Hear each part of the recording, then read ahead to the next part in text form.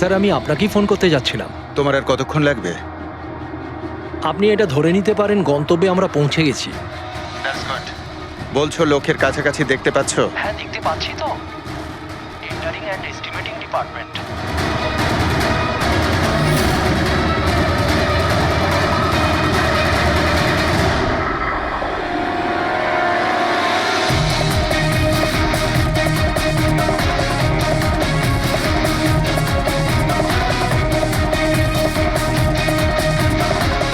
আর ওই লোকটার নাম খুব শিগগিরই আমি আপনাকে বলে দেবো।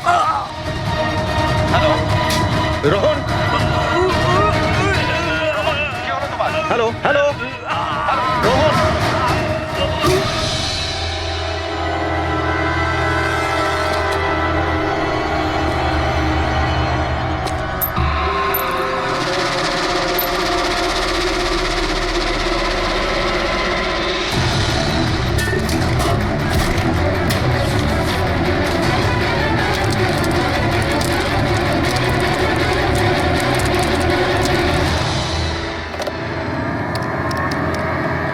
Hello, police station.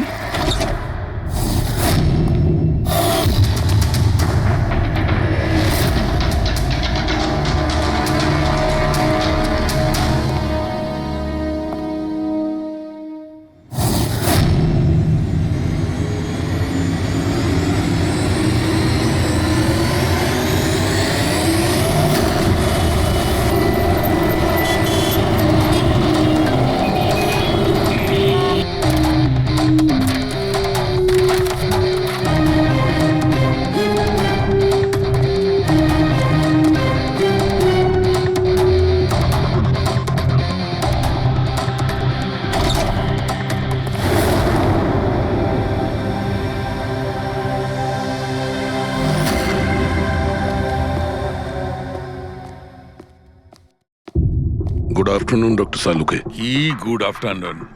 Please, sorry, don't mind. আসলে যখনই কোনো নিরপরাধ লোকের খুন দেখি না, তখনই গুড আফটারনুন, গুড মর্নিং এর উপর বিশ্বাসই চলে তাই তো যায়। ডক্টর। ডক্টর কোনো পোক্ত প্রমাণ পেলেন? আপাতত এই ল্যাপটপের চার্জারটা তার, এটা দিয়েই শ্বাসরোধ করা হয়েছে এর। আর এর মৃত্যুর সময় হচ্ছে সকাল 9টা থেকে 9:30টার মধ্যে। আর হ্যাঁ, লাশের পাশে এই মোবাইলটা পাওয়া গেছে। হয়তো এটা আমাদের কোনো সাহায্য করবে। আর ওই বাকি প্রমাণগুলো যার ব্যাপারে ইন্সপেক্টর সমীর বলছিলেন? স্যার, স্যার রোহনের ডায়েরি এই দেখুন, পুরোটাই পুড়ে গেছে, ছাই হয়ে গেছে। তবে এই ডায়েরিটার সঙ্গে অনেক ডকুমেন্টসও ছিল, সেগুলোও পুড়ে গেছে। বুঝতেই পারছি না যে ওই ডকুমেন্টস এমন কি ছিল। নিশ্চয়ই এর মধ্যে এমন কিছু ছিল যার জন্য ওই খুনি প্রবলেমে পড়তো, তাই প্রমাণ জ্বালিয়ে দিয়েছে আর এই রোহনকেও মেরে দিয়েছে। স্যার, হ্যাঁ, এই হার্ড ডিস্কটা আমি এখানেই পেয়েছিলাম, ক্রাইম সিনে। আমি এটা একজন কম্পিউটার এক্সপার্টকে দেখিয়েছি। পুরোপুরি নষ্ট হয়ে গেছে, ডেটা রিকভার করা সম্ভবই নয়। খুনি প্রত্যেকটা প্রমাণকে খারাপ করে দিয়েছে। কোনো ব্যাপার না, কোথাও না কোথাও কিছু না কিছু প্রমাণ নিশ্চয়ই পাবো। পুরবি, স্যার। এই রোহনের ব্যাকগ্রাউন্ড চেক করেছো? হ্যাঁ স্যার, পুরো নাম রোহন কুমার। এ পুনেতে থাকে, এখানে মুম্বাইতে চাকরি করছিল, একাই থাকতো। আর এখানেই এই বাড়ি থেকেই কাজ করছিল। কি কাজ কি করতো? গোয়েন্দা ছিল। বড় বড় কোম্পানিতে যে লাখ লাখ টাকা জালিয়াতি হয় সেগুলোর তদন্ত করতো। তাহলে তো অনেক শত্রুই আছে এই রোহনের। হ্যাঁ দয়া, আর ওই অনেকগুলো শত্রুর থেকে আসল খুনিটা কে সেটা হয়তো তোমাকে এইটা বলবে। কি এটা ডক্টর? এটা চুম্বক। চুম্বক?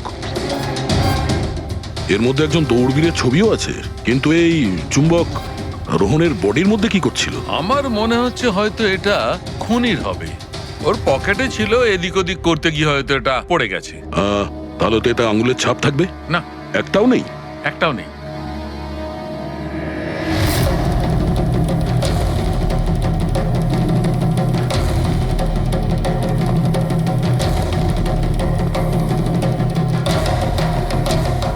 খুনি মনে হয় এখান থেকে এসছে। পুরবি, স্যার। এই রোহন এই মুহূর্তে কার জন্য কাজ করছিল? স্যার, ডিএনডি বিল্ডকম লিমিটেডের জন্য। BND buildcom limited?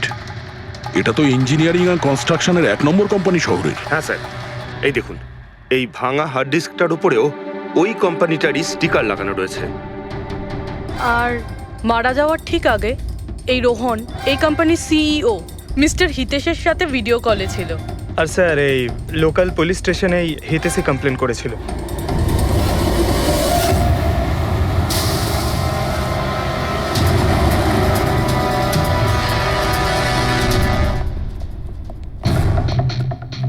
এটা কি এত বড় অফিসে শুধুমাত্র একজনই লোক ছিল নাকি? মনে হচ্ছে স্যার ইন্ডিয়ার ম্যাচ দেখার জন্য সবাই বাড়ি চলে গেছে। আচ্ছা, আজকে ইন্ডিয়ার ম্যাচ আছে।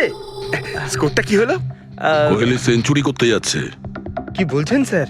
আপনি কি করে জানলেন? বাইরে ওয়াচম্যান কমেন্ট্রি শুনছিল। ও। ইনভেস্টিগেশন করতে এসেছি, চোখ কান খোলা রাখতে হবে। স্যার, হিতেশের cabin. Mister Hitesh, hi, CID. Please বসুন। আমি আপনাদেরই অপেক্ষায় ছিলাম। শুরু থেকে বলুন সবকিছু। 6 মাস আগে আমি রোহনকে কাজে রাখি। গত 5 বছর ধরে আমাদের কোম্পানিতে যে লোকসান হচ্ছে তা আগে কখনো হয়নি। কি ধরনের ক্ষতি? লোকসানের লিস্ট তো বলে শেষ করা যাবে না। যে টেন্ডারগুলো আমাদের কোম্পানির পাওয়া উচিত ছিল সেগুলো হাত থেকে বেরিয়ে যাচ্ছিল। এই দেখুন, 1100 কোটির রিফাইন্ডিং কন্ট্রাক্ট, 37 কোটির রেলওয়ে কন্ট্রাক্ট, আর 800 কোটির পাওয়ার ট্রান্সমিশন কন্ট্রাক্ট। এটাও তো হতে পারে যে যে সমস্ত কোম্পানি এই কন্ট্রাক্টটা পেয়েছে ওরা আপনার থেকে কম কোট দিয়েছে। সেটাই তো আমি বলতে চাইছি স্যার। যদি অন্য অন্য কোম্পানি এই টেন্ডার পেত তাহলে ব্যাপারটা অন্য ছিল, কিন্তু এই সমস্ত কন্ট্রাক্ট একটা মাত্র কোম্পানিই পেয়েছে। আর সবচেয়ে বড় কথা হলো তাদের অ্যামাউন্ট আমাদের দেওয়া অ্যামাউন্টের থেকে মাত্র 1000 টাকা কম। শুধুমাত্র 1000 টাকা কম? কোন কোম্পানি এটা? XPL infrastructure. XPL infrastructure. তাহলে আপনার মনে হচ্ছে যে আপনার কোম্পানিতে এমন কেউ বেইমান আছে যে স্যালারি আপনার থেকে নেয় কিন্তু কাজ এক্সপিএল এর জন্য করে? 100% কেউ না কেউ তো অবশ্যই আছে। আর রোহন ওই লোকটার খুব কাছাকাছি পৌঁছে গিয়েছিল। ওর লাস্ট ফোন কলে আমায় এটাও বলেছিল যে সেই বেইমান এস্টিমেটিং অ্যান্ড টেন্ডিং ডিপার্টমেন্টের লোক। আচ্ছা, এই ক্রাইম সিন থেকে আমরা এই ড্যামেজড হার্ড ডিস্কটা পেয়েছি। কি আছে এর ভেতরে? স্যার, এটা আমাদের কোম্পানির গত 5 বছরের CCTV footage, call logs, emails, আমাদের কোম্পানিতে কত এমপ্লয়িজ আছে, সমস্ত ইনফরমেশন এতে ছিল। তাহলে এর কপি নিশ্চয়ই আছে আপনার কাছে? আগে হ্যাঁ আছে। আমরা ওটা আমাদের সঙ্গে নিয়ে যাব। শিওর।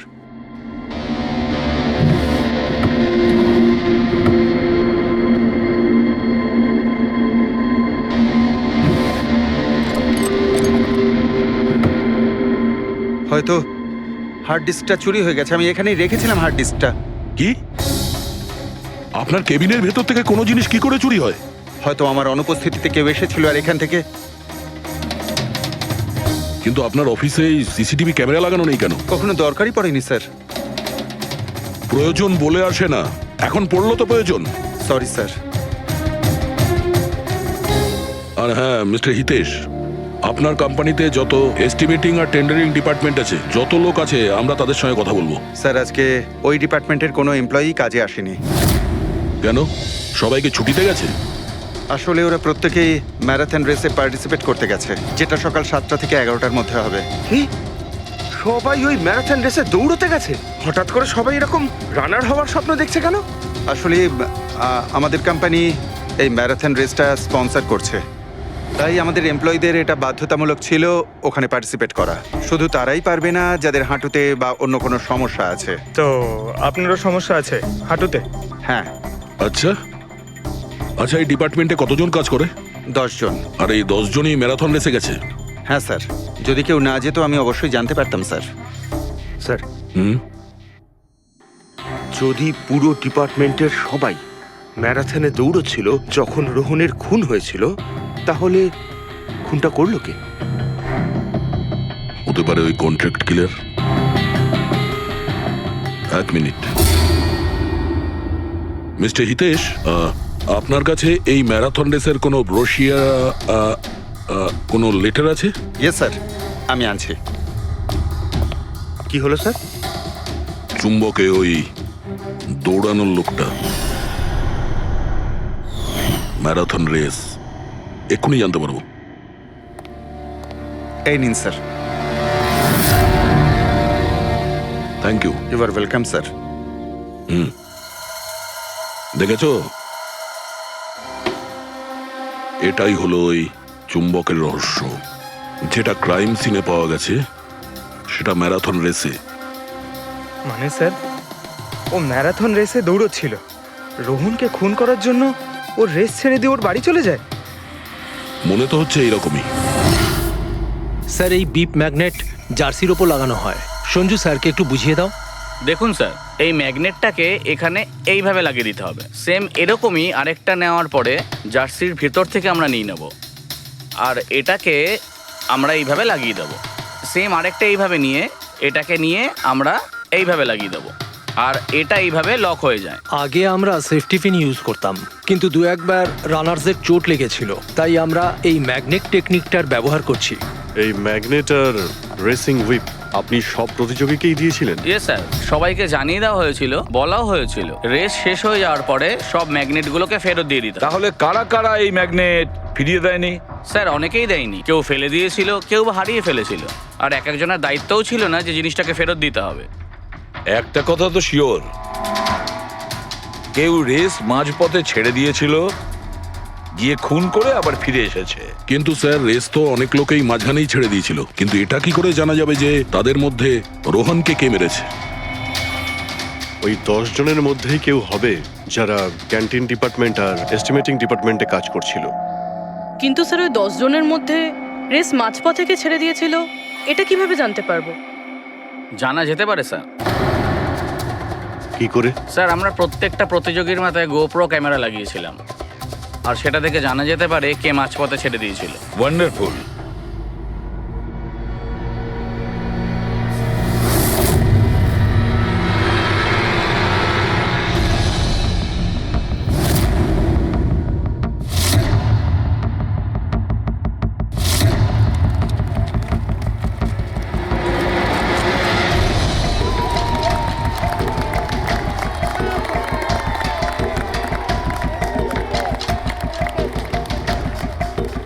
নবীন, এই রিশটা তোকেই জিততে হবে।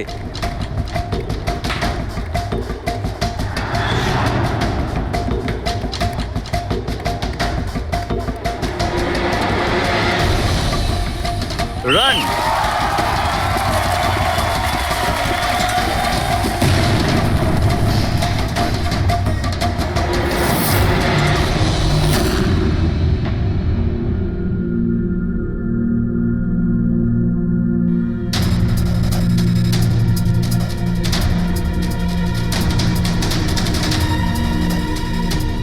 এই 4টে স্ক্রিন, এগুলো ব্ল্যাঙ্ক কেন?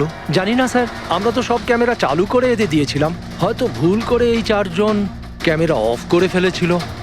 ভুল করে করেছে নাকি ইচ্ছে করে?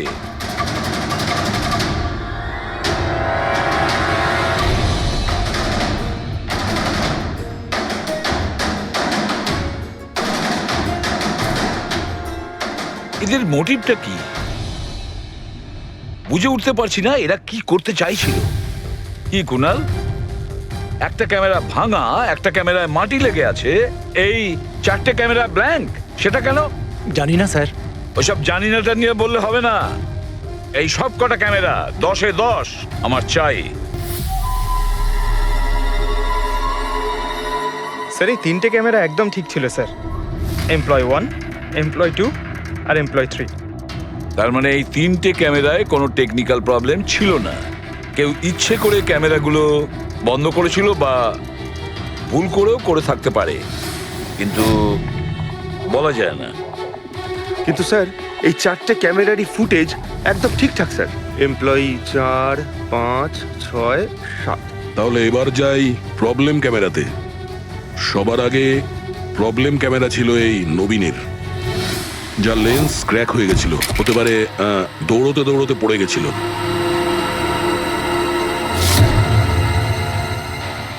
হ্যাঁ, আর স্যার, দ্বিতীয় প্রবলেমের ক্যামেরা, মুক্তিরটা, যে রেসের মাঝখানে দাঁড়িয়ে নিজের জুতোর ফিতে বাজছিল। হ্যাঁ, তারপরে ফিতে বাঁধার পরে ওই হাতটাই নিজের লেন্সে লাগায়, আর লেন্সে সমস্ত পিকচারটাই ঝাপসা হয়ে যায়। কিন্তু স্যার, এই মাটি ইচ্ছে করে লাগিয়েছে নাকি ভুল করে?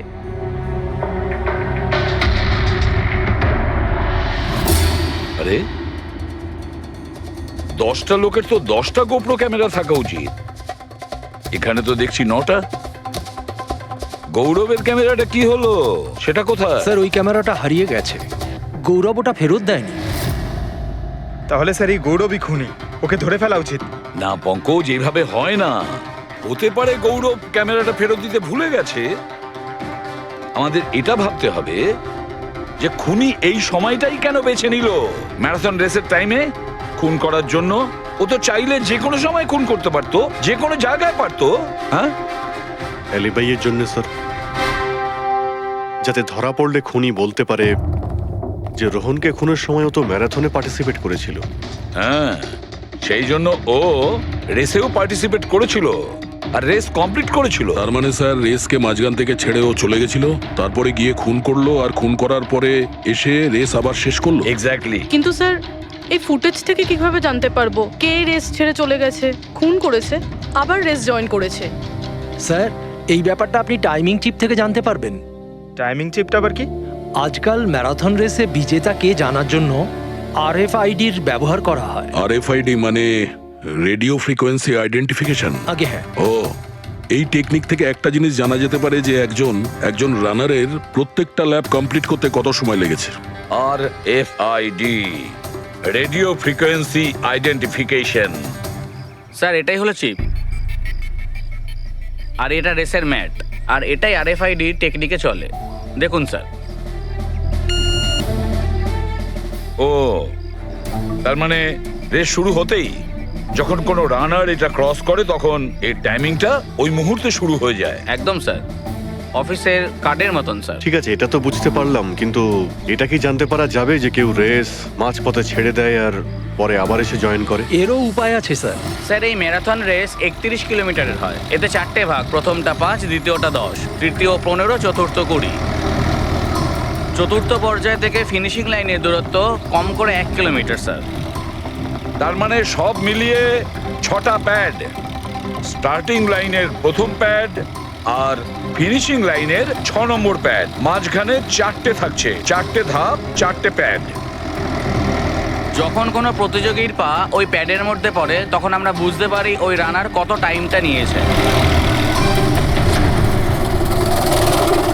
তাহলে কে রেস মাঝপথে ছেড়েছিল আর কে ছেড়ে যায়নি এটা জানা গেলে এটাও জানা যাবে যে একটা ধাপ থেকে আরেকটা ধাপে যাওয়ার সময় কোন রানারের সব থেকে বেশি সময় লেগেছিল। সবকটারই টাইমিংটা চেক করতে হবে।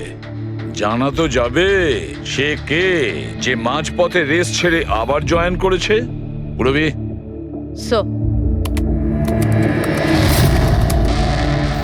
স্যার আমাদের প্রথম কচ্ছপ হলো এই নবীন। এ রেসের প্রত্যেকটা ল্যাপ 25 মিনিটে কমপ্লিট করেছে, কিন্তু শেষ ল্যাপের পরে ফিনিশিং লাইন পর্যন্ত পৌঁছানোর জন্য মানে 1 কিলোমিটার ক্রস করার জন্য ওর 50 মিনিট সময় লেগেছে। নবীন,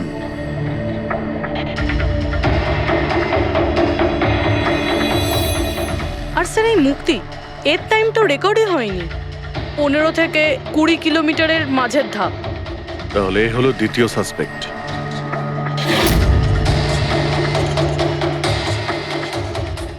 মুক্তি।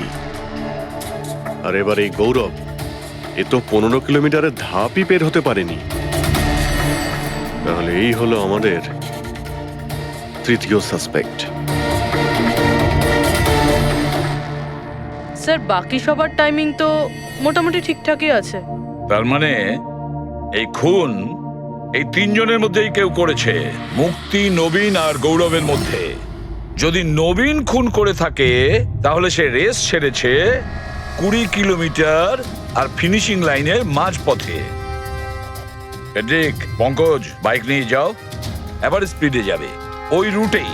আর খেয়াল করো যেখানে ওই 3 জন যেখানে রেস ছেড়েছে সেখান থেকে রোহনের বাড়ি কতটা দূরে আর কত সময় লাগবে।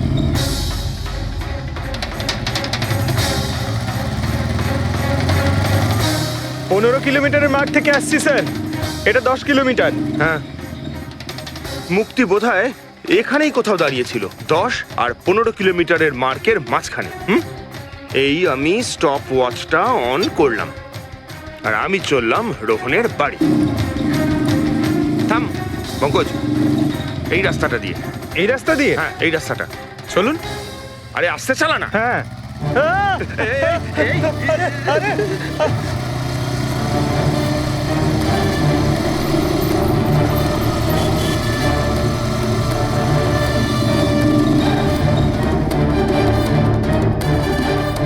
এই দেখুন রোহনের বাড়ি। মুক্তি নিশ্চয়ই রোহনের ঘরে পিছনের জানলা দিয়ে ঢুকেছিল।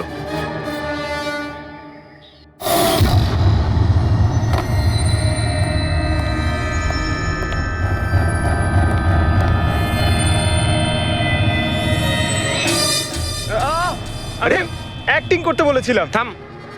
মুক্তি রোহনকে খুন করার পর হয়তো সমস্ত তথ্য প্রমাণ পুড়িয়ে আবার দৌড়ে ফিরে গিয়েছিল ম্যারাথন শেষ করতে। চল আমরা আবার যাব সেই ম্যারাথনের ওখানে 20 কিলোমিটারের মার্কটার কাছে।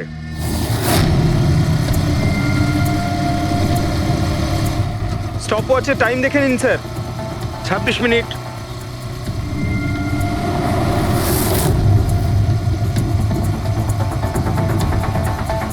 বাহ, আরে ব্যাস ব্যাস ব্যাস।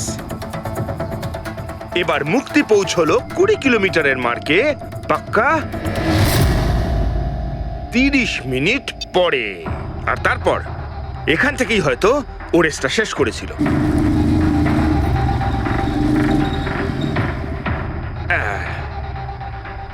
এবার শোন, গৌরব যদি খুন করে থাকে তাহলে ও রেসটা এখানেই ছেড়েছিল 10 আর 15 কিলোমিটার মার্কের মাঝামাঝি। এই আমি স্টপ ওয়াচ অন করলাম। এবার যাব আমরা রোহনের বাড়ি। চলো। চল।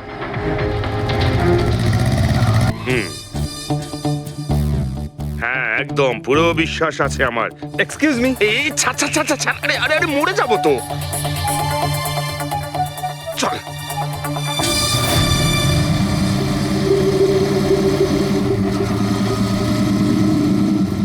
ব্যাস। একটু দাঁড়ান, আমি বুঝতে পেরেছি। আমি বলছি, এই গৌরব রোহনের বাড়ি থেকে 15 থেকে 20 কিলোমিটার দূরে রেসে আবার জয়েন করেছিল, তাই না? শাবাশ। হ্যাঁ। আমার সাথে থেকে থেকে তোরও তো বুদ্ধি খুলে গেছে। আর এই সব কিছু করতে গৌরবের টাইম লেগেছিল পুরো 27 মিনিট।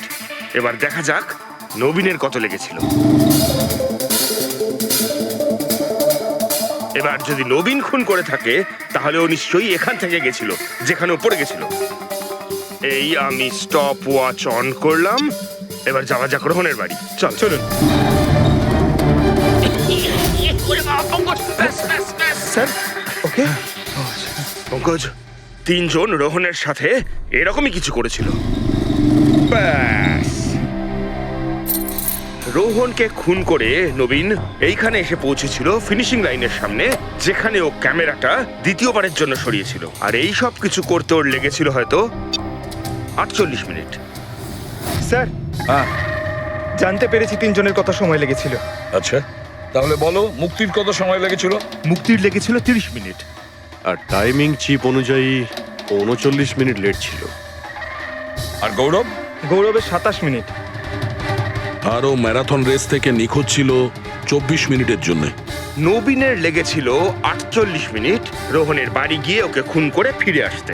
আর টাইমিং চিপ অনুযায়ী এই নবীন 50 মিনিট লেট ছিল। হ্যাঁ, আমাদের খুনি এই 3 জনের মধ্যেই কেউ হবে, নবীন, গৌরব আর মুক্তির মধ্যে। মিস্টার নবীন, একটা কথা বলুন। এই রেসে আপনি প্রত্যেকটা ল্যাপ 25 মিনিটে কমপ্লিট করেছেন, কিন্তু ফিনিশিং লাইনের আগে ওই 1 কিলোমিটার যেতে আপনার 50 মিনিট সময় লেগেছিল। কেন? স্যার, ওই 20 কিলোমিটার পুরো করার পর আমি নিচে পড়ে গেছিলাম। আর স্যার, ওই আমার পায়ে চোট লেগেছিল আর ক্যামেরাটাও ভেঙে যায়। স্যার, লাস্টের 1 কিলোমিটার আমি কতটা কষ্টে পুরো করেছি স্যার আমিই জানি সেটা। এই আঘাতটা কোথায় লেগেছে আপনার? স্যার, এইখানে দেখুন স্যার। পট্টিটা খোলো। হ্যাঁ, এইটা।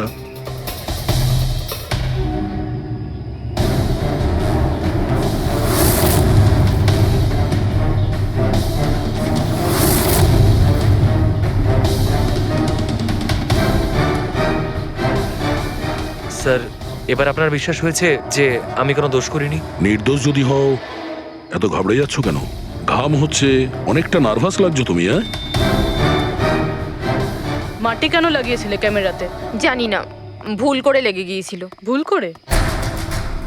15 থেকে 20 কিলোমিটার ধাপও ভুল করে ছেড়ে দিয়েছিলে নাকি? আমি তো কোনো ধাপই ছাড়িনি, সমস্ত ধাপই পুরো করেছি। কিন্তু টাইমিং চিপ তো অন্য গল্প বলছে। টাইমিং চিপ খারাপও তো হতে পারে। আপনি একজন মেশিনের উপর বিশ্বাস করবেন নাকি একজন জীবন্ত মানুষের উপর? আচ্ছা, তোমার গোপ্রো ক্যামেরাটা কোথায় গেল? তুমি তো ওদের ওটা ফেরত দাওনি। ওটা তো হারিয়ে গেছে স্যার। হারিয়ে গেছে? কি করে হারিয়ে গেল ভাই? জানি না স্যার, ওই রেসের মাঝখানে হঠাৎ করে দেখলাম ক্যামেরাটা ছিলই না, জানি না কোথায় পড়ে গেছে। আচ্ছা, আর ওই 15 কিলোমিটারের ধাপটাও কি হারিয়ে গিয়েছিল? ওটাকে তো পার করনি তুমি। স্যার আমি পুরো রেস কমপ্লিট করেছি। মিথ্যে কথা বলবে না। রেসের মাঝে কোথায় গিয়েছিলে? কোথাও যায়নি স্যার, আমি তো পুরো রেস কমপ্লিট করেছি, কোথাও যায়নি স্যার। আচ্ছা, স্যার মনে হচ্ছে নবীনই, কারণ আমি যখন ওকে জিজ্ঞাসাবাদ করছিলাম তখন ওর মুখ একদম ফ্যাকাশে হয়ে গেছিল, হাত পা কাঁপছিল ওর। এই গৌরবও কম নয়। ও বলল জানি না কি করে ক্যামেরাটা হারিয়ে গেছে। আরে এত বড় একটা ক্যামেরা পড়ে গেলে সেটা কেউ জানতে পারবে না স্যার। বস, তোমার কথাটা ঠিকই, কিন্তু নবীনের একটু আঘাত লেগেছে না? হ্যাঁ স্যার, আঘাত তো ওর লেগেছে। স্যার আমার মনে হচ্ছে ও মিথ্যে কথা বলছে। স্যার আমার মনে হচ্ছে মুক্তি মিথ্যে বলছে। ও জেনে শুনেই ক্যামেরায় মাটি লাগিয়েছিল, কারণ নিশ্চয়ই এমন কিছু আছে যেটা ও আমাদের থেকে লুকোতে চাইছে। হ্যাঁ, এটাও হতে পারে, কারণ ক্যামেরায় যদি ভুল করে মাটি লেগে যেত তাহলে আরো সবার ক্যামেরাতে লাগতে পারতো ভুল করে। গোলমাল আছে, এই তিনজনের মধ্যে কোনো না কোনো গোলমাল তো নিশ্চয়ই আছে। খুনি এই তিনজনের মধ্যেই কেউ একজন। নবীন, আমাকে ওই জায়গাটা দেখাও যেখানে তুমি এক্স্যাক্টলি পড়েছিলে। কিভাবে পড়েছিলে? আসুন স্যার। কিন্তু স্যার আমার পায়ে খুব ব্যথা আছে, আপনি একটু সাহায্য হ্যাঁ, করবেন আমাকে? নিশ্চয়ই নিশ্চয়ই, এসো।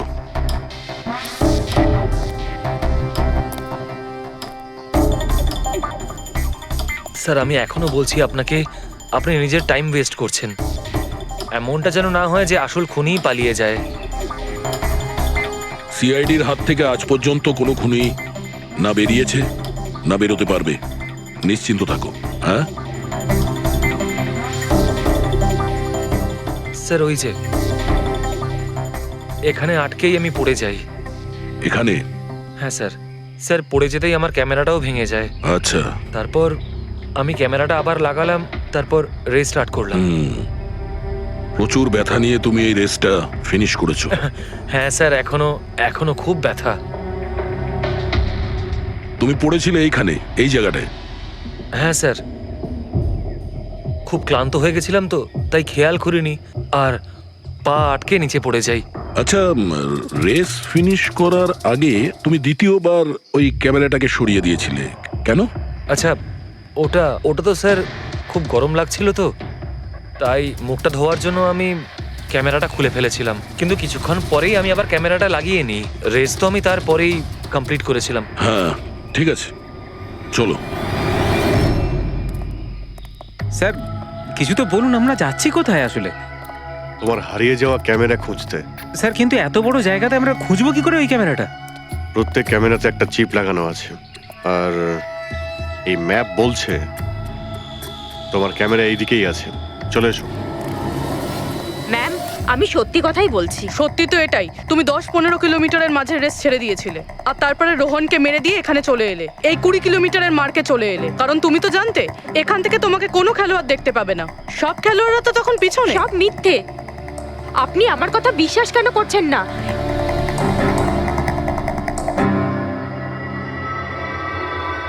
কি কি খুঁজছো? আমি কিছু তো না। কিছু আছে ওখানে? না, কিছু না। আচ্ছা, ওই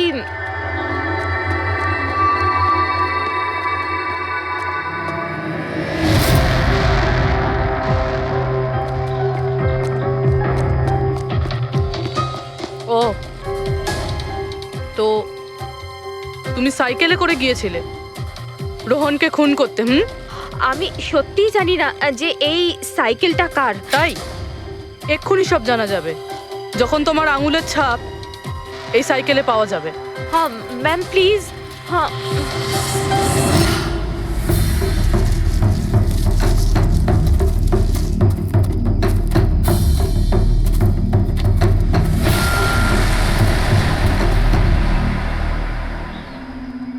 এই হলো ক্যামেরা।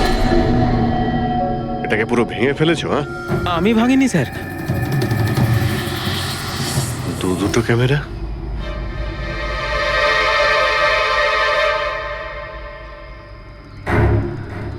এই ক্যামেরাটা আবার কার?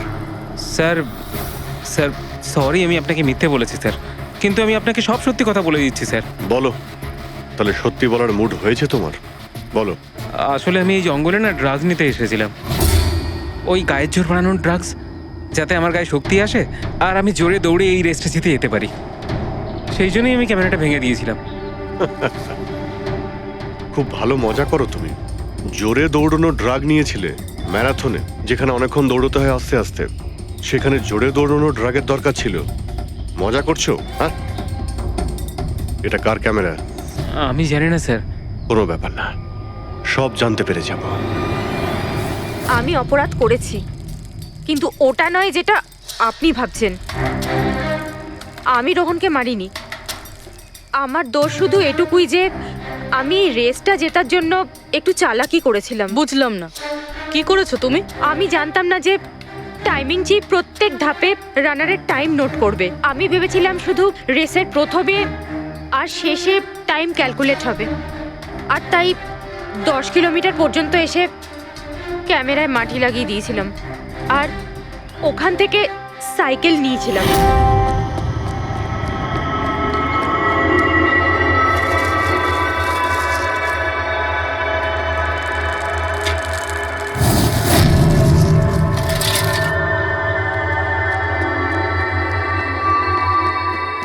কিন্তু রেস শেষ হতেই সিআইডি ওখানে চলে এলো আর আমি ওখান থেকে সাইকেলটা সরানোর সুযোগই পাইনি। এত কিছু করেছো শুধু একটা রেস জেতার জন্য? আসলে অফিসে বেট ধরা হয়েছিল যে আমাদের ডিপার্টমেন্টে যে রেসটা জিতবে তাকে সবাই কন্ট্রিবিউট করে 5 লাখ টাকা দেবে। আমার টাকার খুব দরকার ছিল, তাই আমি। এটা দীপ্তির ক্যামেরা। এই দুটো ক্যামেরা তোমরা কেন ভেঙেছিলে? স্যার আসলে আমরা এই রেসে এসেছিলাম যাতে একে অপরের সাথে সময় কাটাতে পারি, কিন্তু তারপরে খেয়াল হলো যে আমাদের প্রেমের কথাবার্তা সব ওই গোপ্রোতে রেকর্ড হচ্ছে স্যার। কখন থেকে ফলো করছে। শোন না, তোকে খুব সুন্দর লাগছে। দাঁত ছাড়ো তো। কি হলো? গোপ্রোতে সব রেকর্ড হচ্ছে। ও গড, এখন কি করব? একটা কাজ করা যাক, চল আমার সঙ্গে। হ্যাঁ,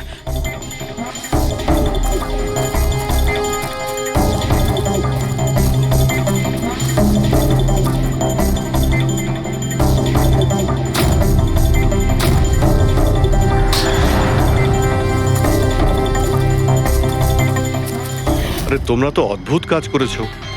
আরে এতে তো কোনো সাউন্ড রেকর্ডই হয় না। তোমরা তো বোকার মতো কাজ করেছিলে। হয়তো কে দুটো ক্যামেরা ভেঙে দিয়েছো।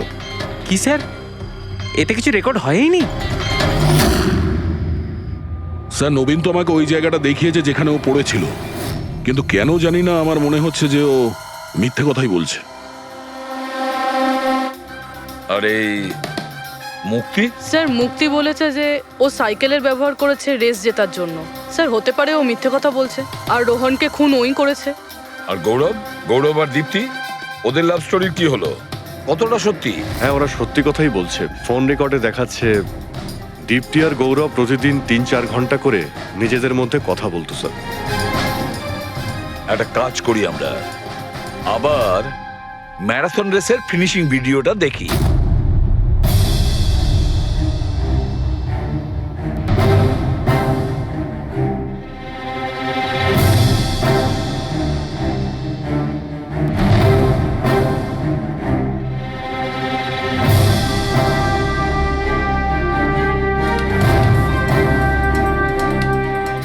তার মানে গৌরবের ঠিক পরেই এই দীপ্তি ঢুকেছিল। দুজনে একসঙ্গেই ছিল। মনে হচ্ছে স্যার দুজনেই এই কাণ্ড করেছে। এক মিনিট অভিজিৎ, দয়া, এই ফুটেজটা দেখো। এই হলো সেই খুনি।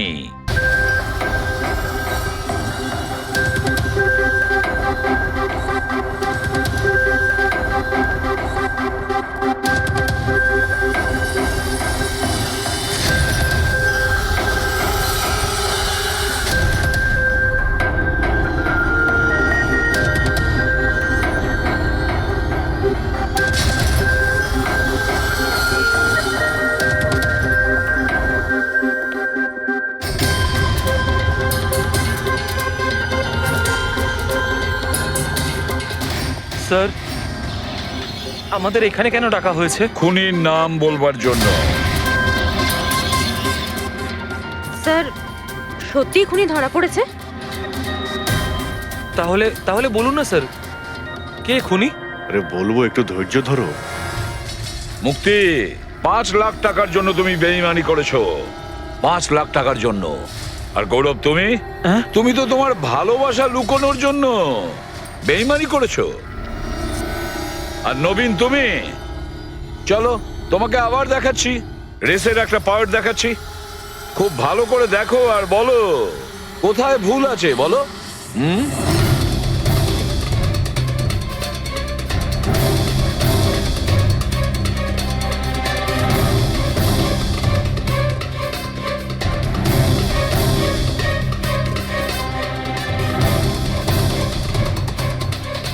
কিছুই তো নেই স্যার, সবই তো ঠিকই আছে। কোনো প্রবলেম নেই। তোমার মনে আছে তুমি বলেছিলে যে ক্যামেরাটা দ্বিতীয়বার যখন তুমি সরিয়েছিলে তারপরে তুমি মাথায় জল ঢেলেছিলে? ওটা তো স্যার খুব গরম লাগছিল, তো তাই মুখটা ধোয়ার জন্য আমি ক্যামেরাটা খুলে ফেলেছিলাম। মিথ্যে বলেছিলে তুমি, নিজের মাথায় জল ঢেলেছিলে। অথচ যখন ফিনিশিং লাইনে পৌঁছলে তখন তো তোমার ভেজা অবস্থায় থাকার কথা ছিল। কিন্তু এই ফুটেজে আমরা কি দেখতে পাচ্ছি? তুমি শুকনো অবস্থায় দৌড়চ্ছ। হয়তো জল শুকিয়ে গেছিল। বর্ষাকালে অত তাড়াতাড়ি জল শুকিয়ে গেল, অদ্ভুত ব্যাপার। তাহলে নবীন, তোমাকে আরো একটা ফুটেজ দেখাই, এই গল্পের শেষ অংশ। বলো, এটা দেখে তোমার কি মনে হচ্ছে?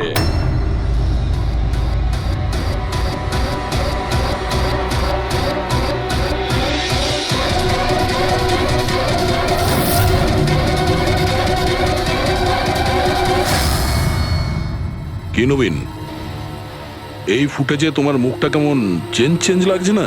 হ্যাঁ, অন্যরকম তো দেখাবেই, কারণ এই মুখটা নবীনের নয়, ওর ভাই প্রবীণের।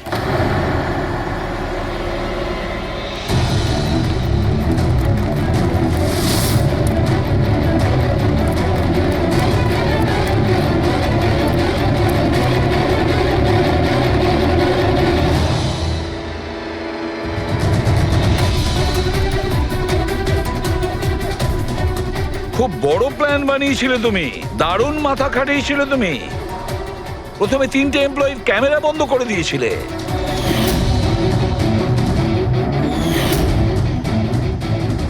আর তারপরে নিজের গোপ্রো ক্যামেরা নিচে ফেলে দিয়েছিলে যাতে লেন্সটা ভেঙে যায়।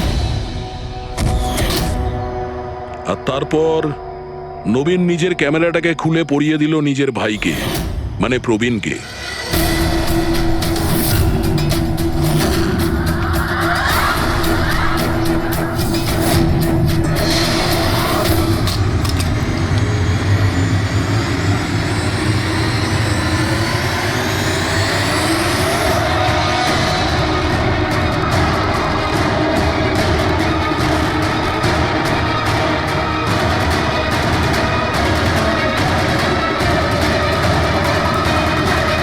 এই ক্যামেরা বদল করার সময় খুব একটা সময় ছিল না, তাই হতে পারে ওই টি শার্টে যখন কাগজটা লাগাচ্ছিল তখন সমস্ত ম্যাগনেটগুলো লাগায়নি। কিছু ম্যাগনেট নবীন নিজের পকেটে ভরে নিয়ে গেছিল।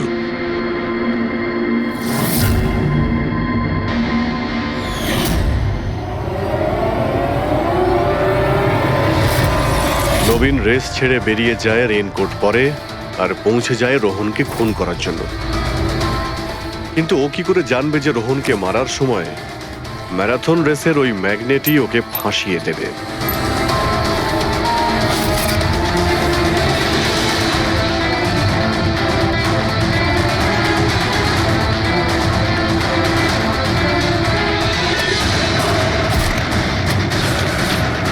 তারপর তুমি পুরো প্রমাণ নষ্ট করলে আর আবার এসে রেসে জয়েন করলে। ইচ্ছে করে নিজের পায়ে তুমি চোট লাগালে যাতে আমরা বিশ্বাস করি যে আঘাতটা সত্যি। আর তারপরে তুমি রেসটা ফিনিশ করো। তাহলে বলো। হ্যাঁ স্যার, আমি খুন করেছি রোহনকে।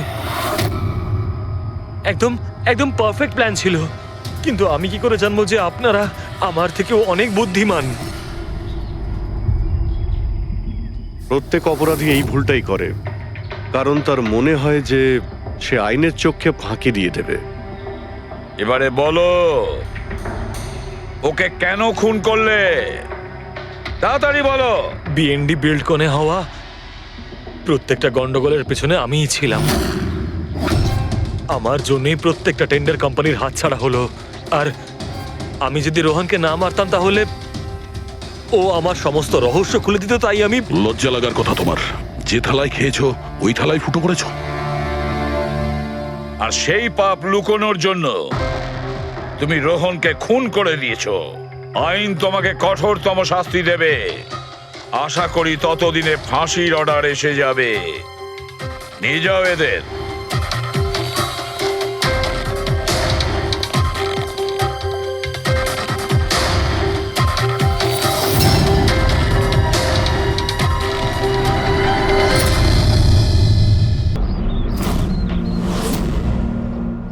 রেডি?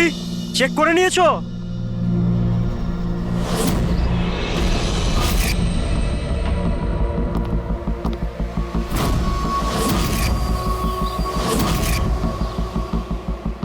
হ্যাঁ সব ওকে। সবাই ওখান থেকে দূরে চলে যাও। রেডি?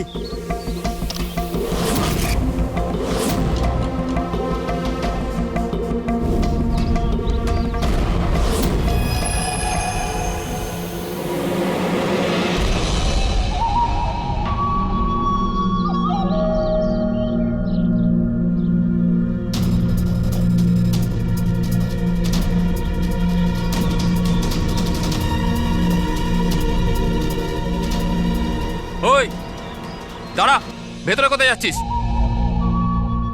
আরে হাত দেখাচ্ছিস কেন? শেখর কি হয়েছে? একজন ভেতরে যাচ্ছে। আর মারবি নাকি? আটকা ওকে। স্যার আপনি ফ্ল্যাশিংটা আটকান, আমি ওকে ভেতরে গিয়ে আটকাচ্ছি। ঠিক আছে ঠিক আছে, আমি বন্ধ করছি, তুই আটকা ওকে। কি হলো? একটা লোক বিল্ডিং এর ভেতর চলে গেছে। একটা লোক? আপনারা এখানেই থাকুন, আমরা আসছি।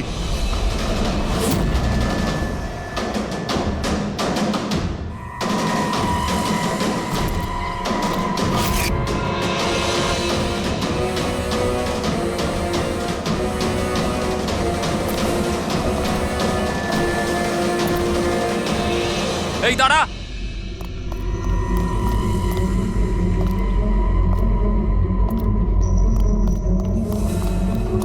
এই দাঁড়া দাঁড়া দাঁড়া, কোথায় যাচ্ছিস? পাগল হয়ে গেছিস নাকি? মাথা খারাপ হয়ে গেছে? থামতে বললাম, থামছিস না কেন? কোথায় যাচ্ছিস? হ্যাঁ কি? আমি একজনকে খুঁজছি। কি?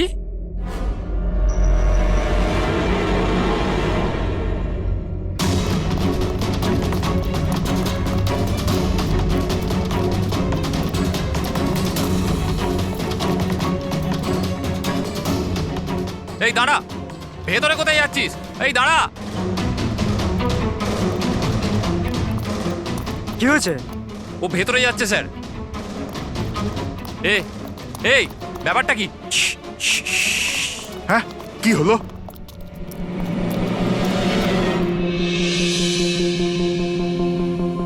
অজয়, তুমি এখানে এখানে কি করছো? পাগল হয়ে গেছো নাকি? তুমি তো জানো যে এই বিল্ডিংটা ভাঙা হচ্ছে। হ্যাঁ তাহলে এখানে করছো নাকি তুমি? মিটিং এর টাইম আর ডেট শোনোনি নাকি? নিচে বোর্ডের নোটিশটা পড়োনি নাকি?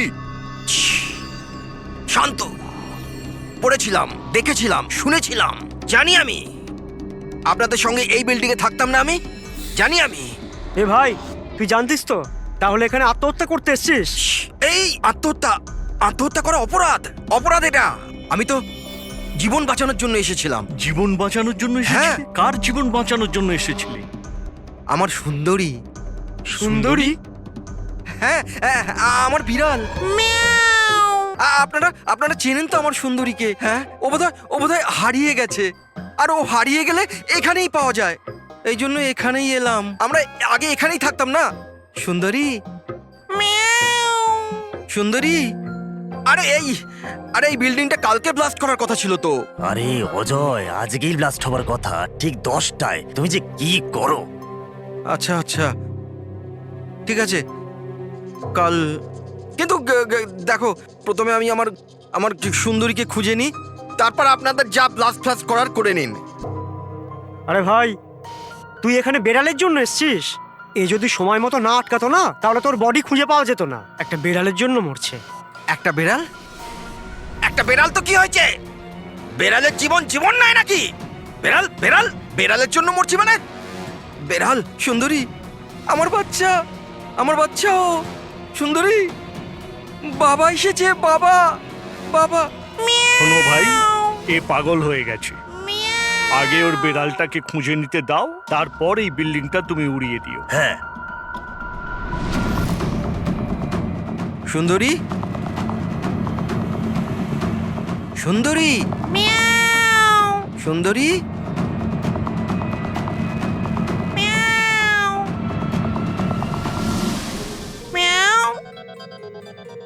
আমার বাচ্চা। কোথায় বাবা তুমি? বাবা এসেছে।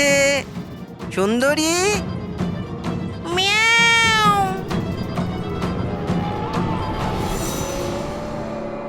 সুন্দরী,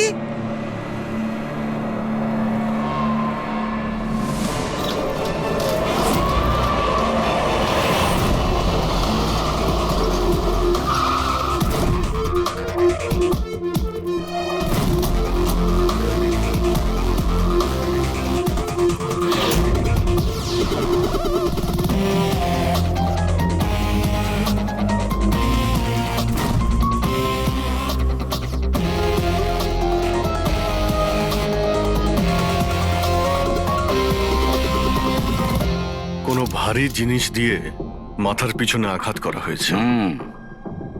এই বডিটা পুরো স্টিভ হয়ে গেছে। 10-12 ঘন্টা আগের মৃত্যু হয়েছে। আচ্ছা, এই বডিটা কে দেখেছিল? লাশটা কিভাবে এলো এখানে? স্যার, কিচ্ছু জানি না। এই লাশ তো আচমকাই পাওয়া গেল। এমনিতেও 10টার সময় আমরা বিল্ডিংটা উড়িয়ে দিতাম। 10টায়? কিন্তু এখনো সেটা হয়নি কেন? স্যার, এর মধ্যেই ভদ্রলোক ভেতরে চলে আসে। কেন? না মানে আমি আমার সুন্দরী মানে আদরের বেড়ালকে খুঁজতে এসেছিলাম, তো এখানে এসে দেখলাম যে মহেন্দ্রবাবুর লাশ। মহেন্দ্রবাবু? তার মানে আপনারা একে চেনেন? স্যার, আমরা অনেক বছর ধরে এই বিল্ডিং এ রয়েছি। 1.5-2 বছর আগে আমরা এই বিল্ডিংটা খালি করে দিলাম রিডেভেলপমেন্টের জন্য। এখন কাজ শুরু হওয়ার সময় এইসব। বিল্ডার কে? স্যার, মহেশ ভাই বিল্ডার। এই মহেন্দ্রকে? এ একজন সিএমসির অফিসার। আমি এর সঙ্গে আগেও 2-1বার দেখা করেছি। আচ্ছা, শেষবারের মতন কখন দেখা হয়েছিল? এই 1 সপ্তাহ আগে। আর এই ব্লাস্টের ব্যাপারে কে কে জানতো? বিল্ডিং ব্লাস্ট হতে চলেছিল। শুধু আমরা নয়, আশেপাশের সব লোকজনই জানতো। হ্যাঁ, আমরা সবাইকে নোটিশ পাঠিয়ে দিয়েছিলাম যাতে কোনো বিপদ না হয়। আপনারা এই বডিটা নিয়ে যত হয়রান হচ্ছে, আমরাও ততটাই হয়রান হচ্ছি। আপনাদের অদ্ভুত বলে মনে হয়নি? একজন সিএমসি অফিসার যার সাথে আপনারা 1 সপ্তাহ আগে দেখা করেছিলেন, আর তারই লাশ আপনাদের এই বিল্ডিং এ পাওয়া গেছে, যে বিল্ডিংটা সকাল 10টায় আপনারা ব্লাস্ট করতে যাচ্ছিলেন। এই কাকতালীয় ব্যাপারটা বেশি বলে মনে হচ্ছে না? স্যার, হ্যাঁ, 1 মিনিট স্যার। স্যার, দেখে মনে হচ্ছে খুনি এই যন্ত্রপাতিগুলোর মধ্যেই কোনো একটা দিয়ে খুন করেছে।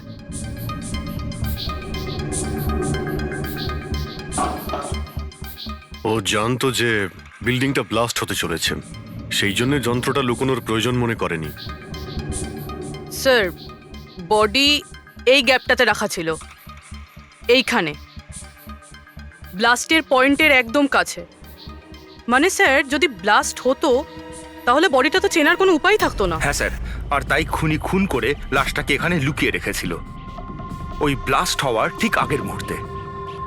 দেখো, এই সমস্ত যন্ত্রপাতিগুলো ফরেন্সিক ল্যাবে পাঠিয়ে দাও।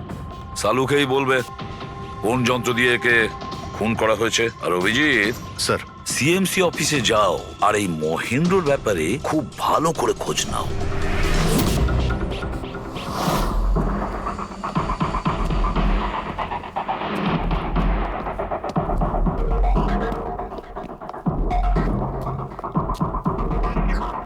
Excuse me.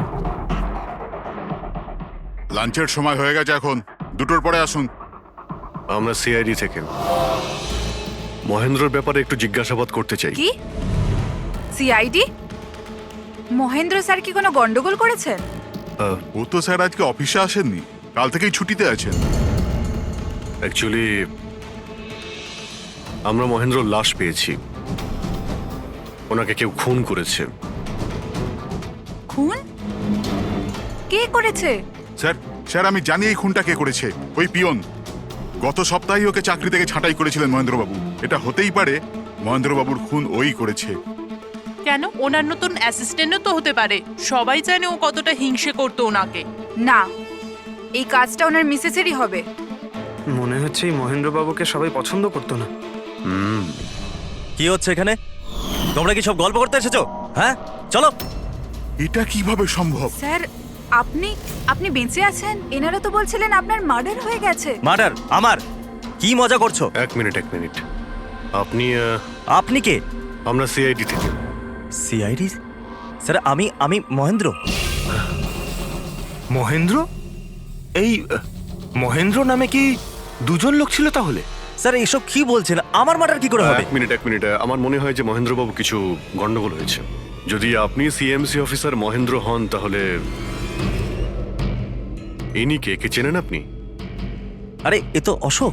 অশোক তো? অশোক? হ্যাঁ স্যার, এই অশোক সামনের ওটিপি রেস্টুরেন্টে কাজ করে, ওয়েটার ওখানে। ওয়েটার? হ্যাঁ। তাহলে বিল্ডিং এর লোকেরা একে সিএমসি অফিসার মহেন্দ্র কেন বলছিল? এই লোকটা এখানে কাজ করতো? হ্যাঁ স্যার, এখানেই কাজ করতো। আগের সপ্তাহতেই তো আমি একে চাকরি থেকে বের করেছিলাম। কি হয়েছে? একে খুন করা হয়েছে। খুন? কিন্তু এখানে তো আগের সপ্তাহ থেকেও আসেনি স্যার। আপনি ওনাকে চাকরি থেকে তাড়িয়েছিলেন কেন? স্যার ও সবার সামনে আমাকে উল্টোপাল্টা বলেছিল স্যার, তাই বার করতে বাধ্য হলাম। এমন কি করেছিল সে? স্যার জানি না স্যার, কিন্তু কিছুদিন ধরেই কিছু না বলেই ও উদাও হয়ে যেত বাইক নিয়ে, তাও আবার ধান্দার সময় স্যার। আর আমি যখন জিজ্ঞেস করলাম আমাকেই উল্টোপাল্টা বললো আমি কাজ করবো না, নিজের কাজ নিজের কাছেই রাখো। তাহলে ও বাইক নিয়ে চলে যেত আর আপনি জানেনও না ও কোথায় যেত? না স্যার, আমি জিজ্ঞেস করেছিলাম কিন্তু ও কখনো আমায় বলেনি।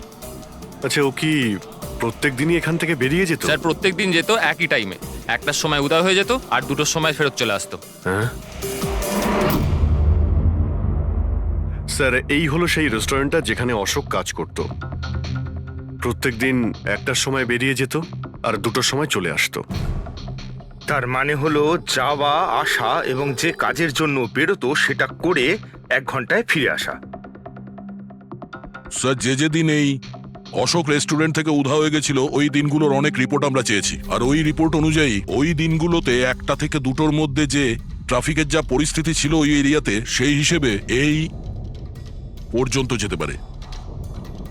এই পুরো এরিয়াটা 7-8 কিলোমিটারের মধ্যেই মনে হচ্ছে। হ্যাঁ স্যার, কিন্তু ওর মোবাইলটা সারাক্ষণ বন্ধই ছিল, তাই ওর লোকেশন পাইনি। স্যার হ্যাঁ স্যার, লোকেশন তো খুঁজে পাইনি, কিন্তু ফোন রেকর্ড থেকে একটা কথা বুঝতে পেরেছি।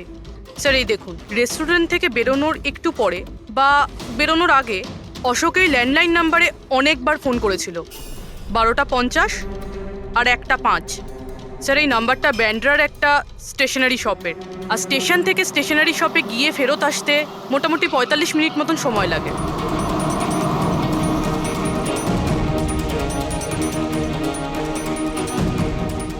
সিআইডি, এই ছবিটা ভালো করে দেখুন। এই লোকটাকে আপনি চিনতে পারছেন? না স্যার, না জানি না। আরে ভাই, ভালো করে দেখো। এই লোকটা গত সপ্তাহে তোমার দোকানে 3-4 বার এসেছিল। এবার স্যার এখানে তো অনেক লোক আসা যাওয়া করে, কারোর পেন দরকার হয় তো কারোর প্রিন্ট আউট, আর সবার চেহারা আমি কিভাবে মনে রাখবো? দেখো, কিন্তু 3-4 বার এই দোকানে ফোন করেছিল, আর এখান থেকেও করা হয়েছিল ওকে। স্যার এখান থেকে অনেক লোক ফোন করে থাকে, আর আমিও করি, কিন্তু কাজের জন্য। আচ্ছা ঠিক আছে, কিছু মনে পড়লে আমাদের কিন্তু ফোন করবে। এটা হলো আমার কার্ড। হ্যাঁ স্যার। ওকে ওকে।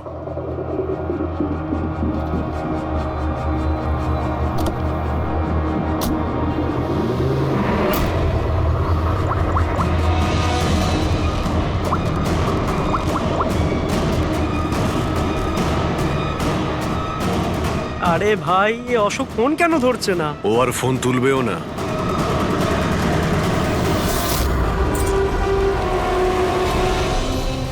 কারণ অশোক মারা গেছে। অশোক? কে অশোক? সেই যাকে তুমি এক্ষুনি ফোন করছিলে। না, আমি তো। অ্যাক্টিং করা বন্ধ কর, না হলে কিন্তু তুইও মারা যাবি। বল ব্যাপারটা কি? অশোক এখানে কি করতে আসতো? স্যার আমি সব বলে দেবো। চল বল।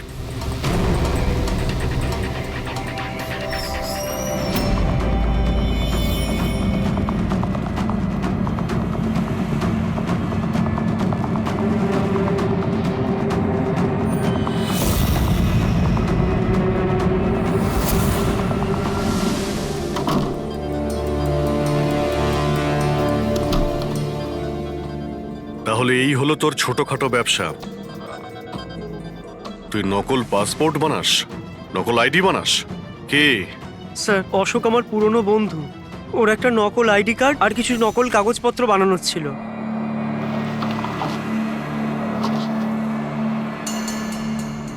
মহেন্দ্র আইডি? এই লেটার স্যার, এসব? স্যার আমি কিছু জানি না স্যার, অশোক আমাকে বলেছিল আর আমি সব বানিয়ে দিয়েছি। আমি কিছু জানি না স্যার। এগুলো তো সিএমসির পেপারস আর স্ট্যাম্পও লাগানো আছে। আশ্চর্য স্যার, আমার এত বছরের অভিজ্ঞতার পরেও আমি বলতে পারি না যে এটা নকল পেপার। আর এটা অনুযায়ী এই যে দুটো বিল্ডিং, সি ব্রিজ আর দেবদর্শন, এই দুটো ফ্রড লাইনে। দেবদর্শন? এটা তো সেই বিল্ডিং যেখানে আমরা অশোকের লাশ পেয়েছি। আচ্ছা, এটার মানেটা কি? ফ্রড লাইন বলতে যেমন ধরুন মাটির নিচে ফাটল আছে, মাটির নিচে বেশ কিছুটা গভীরতায় কিছু প্লেট থাকে। এখন কোনো কারণে ওই সমস্ত প্লেট নিজেদের জায়গা থেকে সরে যায়। যেখানে ওই প্লেট সরে যায় সেখানে ফাটল তৈরি হয়, আর যেখানে ফাটল তৈরি হয় সেখানে ভূমিকম্পের সম্ভাবনা বেড়ে যায়। আর এইরকম এরিয়াকে আমরা ফ্রড লাইন বলি। তাহলে তো এরকম জায়গায় বিল্ডিং বানানো খুবই বিপজ্জনক। এক্স্যাক্টলি, এইরকম জায়গায় কনস্ট্রাকশন অ্যালাউড নেই। ফ্রড লাইন এরিয়ায় বিল্ডিং কনস্ট্রাকশন বেআইনি। আরে কিন্তু দেবদর্শন বিল্ডিং রিডেভেলপমেন্টের পারমিশন পেলো কি করে? কারণ সেটা ফ্রড লাইনেই নেই। এই পেপারগুলো নকল স্যার। আমাদের কাছে এই শহরের পুরো ফ্রড লাইন এরিয়ার লিস্ট আছে, আর দেবদর্শন ওই লিস্টে নেই। স্যার বিল্ডিং তো অলরেডি রিডেভেলপমেন্টে চলে গেছিল। এখন এই অশোক আমার নকল কাগজ আর আইডি দেখিয়ে এদেরকে ভয় দেখিয়েছিল। আর ওদের কাছ থেকে টাকা পয়সাও নিয়েছে। কিন্তু আমার প্রশ্ন একটাই যে ওই হোটেলে ও তো ওয়েটারে কাজ করত, তাহলে ও এই সমস্ত টেকনিক্যাল ব্যাপারে জানলো কি করে? হ্যাঁ স্যার, অদ্ভুত তো, এই ব্যাপারে তো আমিও জানি না। স্যার আমার মনে হয় আমি জানি যে ও এটা কি করে জানে। এই রেস্টুরেন্ট ওই অফিসের একদম পাশেই আছে, আর স্যার আমরা ওখানে প্রায়ই লাঞ্চ করতে যেতাম। ও কত টাকার অফার দিয়েছে জানেন আপনি? 1.5 কোটি। 1.5 কোটি? কিন্তু একটা কথা, এটা শুধু অর্ডার নয়, এটা পে অর্ডার। লটারির টিকিট এটা, 1.5 কোটির লটারি। তাহলে আপনাদের কথা শুনেই অশোকের মাথায় আইডিয়াটা আসে। কিন্তু একটা কথা বুঝতে পারছি না, দেবদর্শন বিল্ডিং এর সব লোকেরা আমাদের সব সত্যিটা কেন বলেনি? আরে সোসাইটির মিটিং এর কথাটা একবার ভাবো। আমরা কি করব? মিটিং এ কি হবে? প্লিজ আপনারা শান্ত হয়ে যান, আপনারা শান্ত হয়ে যান প্লিজ। এবার কি সমস্ত প্রবলেম সলভ হয়ে যাবে। সলভ হয়ে যাবে মহেশ বাবু। আমি প্রথমেই বলেছিলাম যে এই ঝামেলায় না জড়াতে, কিন্তু তখন আমার কথা কেউ শুনলে না। একে তুই সিএমসি অফিসারকে আমরা ঘুষও দিয়ে দিয়েছিলাম, এখন ওর খুনও হয়ে গেল। বাবা রে, যদি এই চক্করে আমাদের জেল হয়ে যায় তাহলে? আমি প্রথমেই বলেছিলাম তো, এই রিডেভেলপমেন্টের আইডিয়াটা আপনারই তো মহেশ বাবু। তা এসব কি আমি আমার জন্য করছিলাম? আরে ভাঙাচোরা বিল্ডিং এর জায়গায় ভালো ফ্ল্যাট, ভালো বিল্ডিং সবাই পেত। সবকিছু ঠিকঠাক চলছিল, হঠাৎই মহেন্দ্র এসে গেল ফ্রড লাইনের অর্ডার নিয়ে। কিন্তু বিশাল আঙ্কেল, প্রথমে আপনি যাই বলে থাকুন, কিন্তু পরে তো আপনি মেনে নিয়েছিলেন। এখন অন্যদের দোষ দিয়ে কি হবে? আর এখন কে জানতো যে এই মার্ডারটা হয়ে যাবে? হ্যাঁ হ্যাঁ, এখন এই কেসের তদন্ত সিআইডি করছে। আমি তো বলি আমরা ওদের সাথে দেখা করি, আর যা কিছু সত্যি আছে ওদের সব বলে দিই। হ্যাঁ, ভাবনা চিন্তাটা ভালো, কিন্তু অনেকটা দেরি হয়ে গেছে। কি ব্যাপার, আমাদের দেখে মনে হচ্ছে আপনারা কেউই খুশি নন। হ্যাঁ, যাই হোক, কেউ যেন এখানে কিছু বলছিলেন, কি একটা সত্যি কথা, কি সেটা?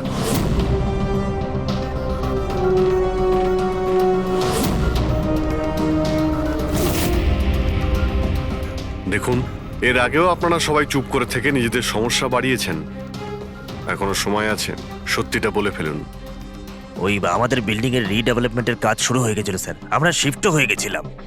বিল্ডিং ভাঙবার কাজও শুরু হয়ে গেছিল। তখনই ওই সিএমসি অফিসার মহেন্দ্র এসে গেল ফ্রন্ট লাইনের ডকুমেন্টস নিয়ে, আর বলতে লাগলো এখানে নাকি রিডেভেলপমেন্টের কাজ হতে পারে না।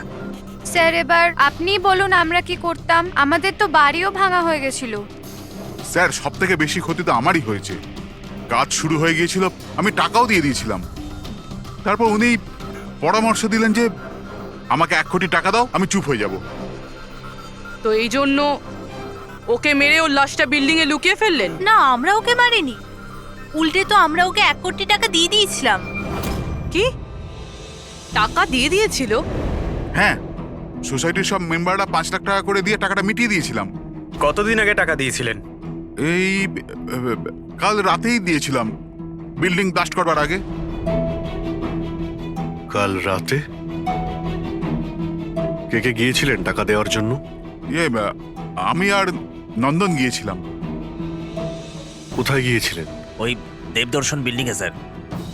দেবদর্শন বিল্ডিং এ কটার সময়?